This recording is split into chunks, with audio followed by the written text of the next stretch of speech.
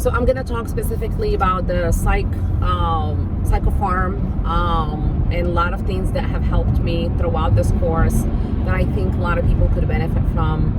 It probably will be a quick video just to go overall things in general, and then I probably will go in more detail at later videos.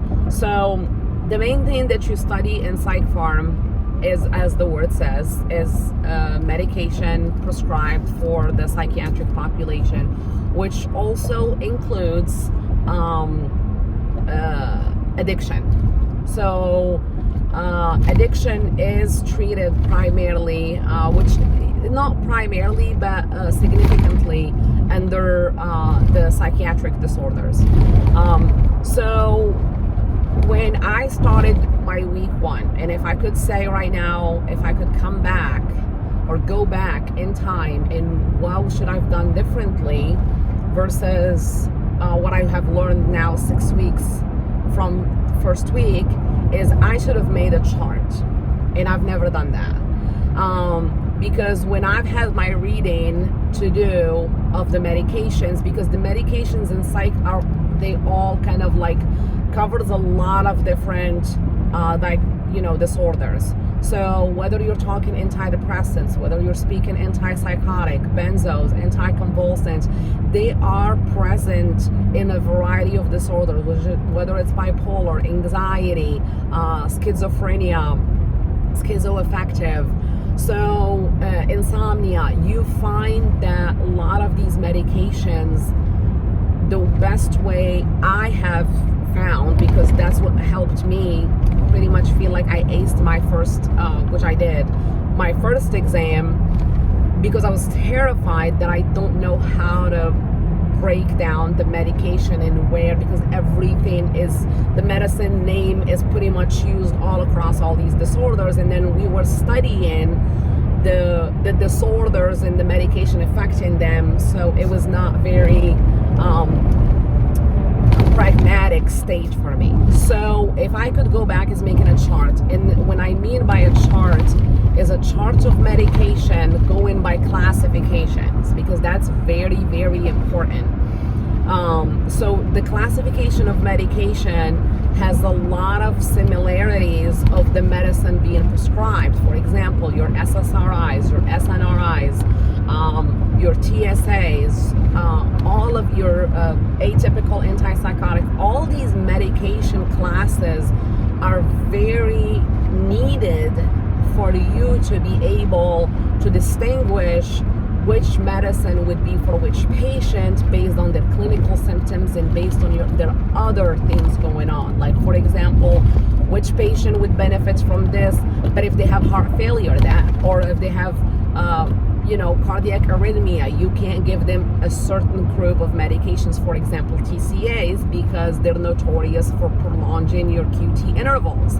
So that's why I feel like this dividing all of your medications into their classification should have happened for me on day 1.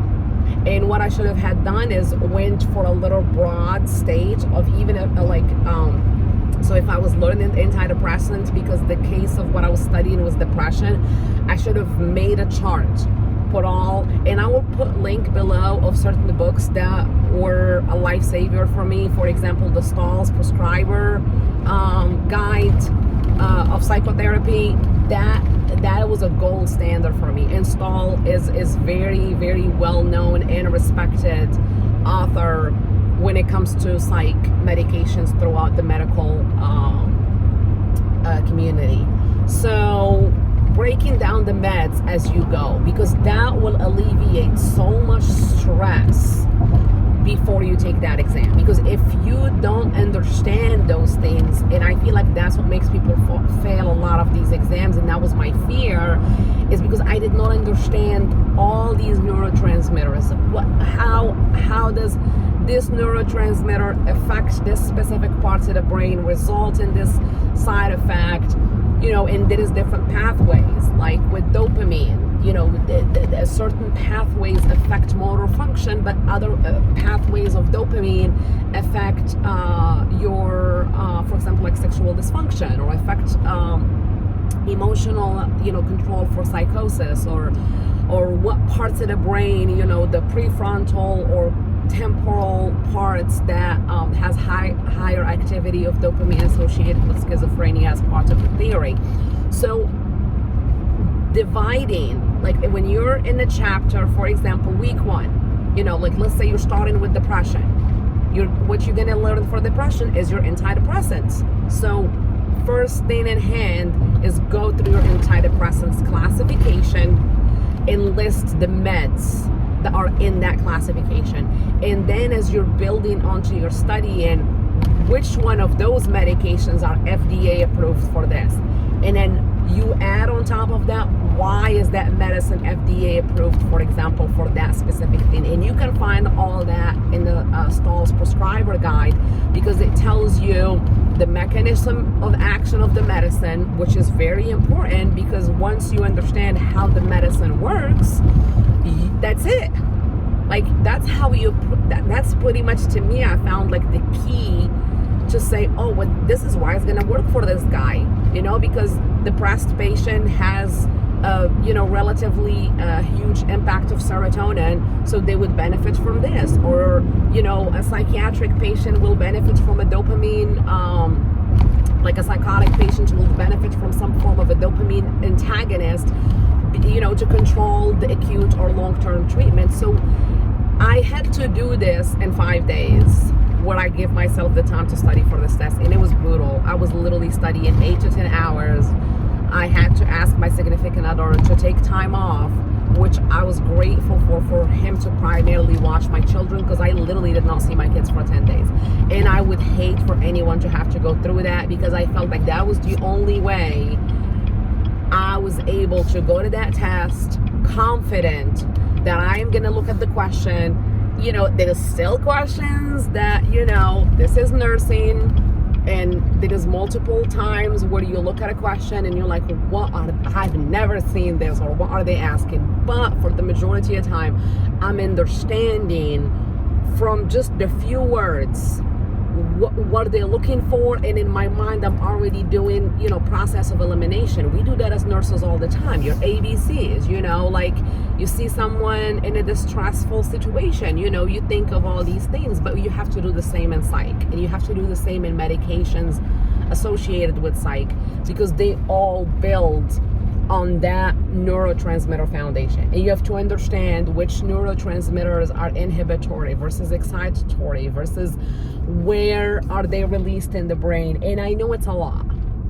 And there is actually a lot of videos of people that explains these greatly. I feel like the use of I'm gonna drop in few books in the links that significantly helped me to make these things easy. I literally I bought the membership for Osmosis.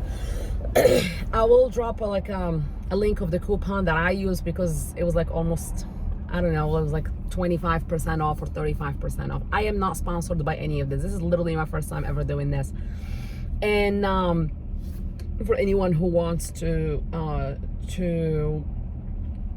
get their program.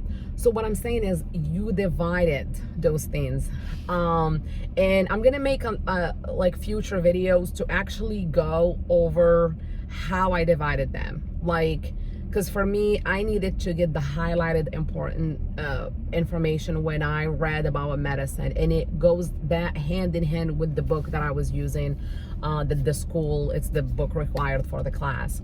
Whichever your school is requirement, it will go hand in hand. So for example, you'll have Paxil, which is an SSRI. It has, which all SSRIs has a black box warning of suicide for anyone under the age of 24. However, there was a lot of studies regarding that specific medication for adolescents, and it's significantly known in the community to not prescribe it to child and adolescent. So automatically, once you start knowing these things, that's how you're able to, kind of break down all of these medications. Why are we doing them this way versus the other way, and being able to ace your exam.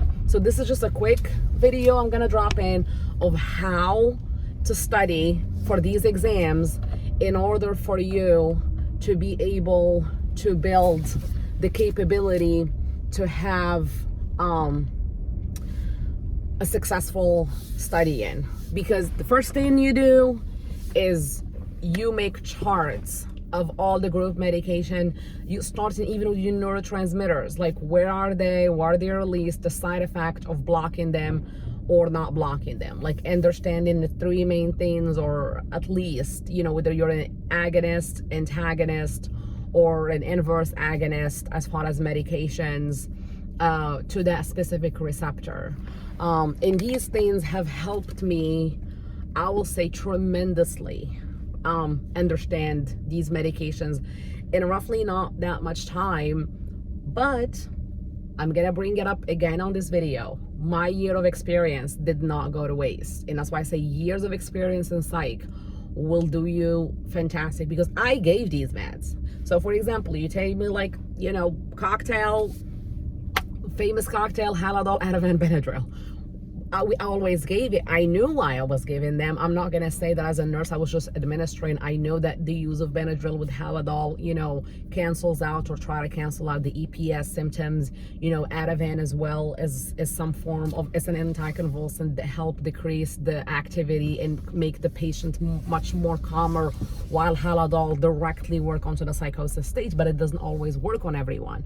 And this is why there are certain populations, when I've had them, we did not give them Halidol. We gave J-Odine or Zyprexa or something else.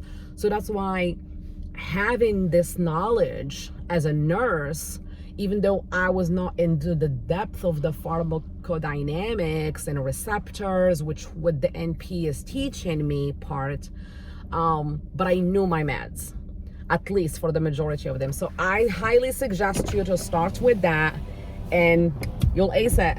Talk to you guys later.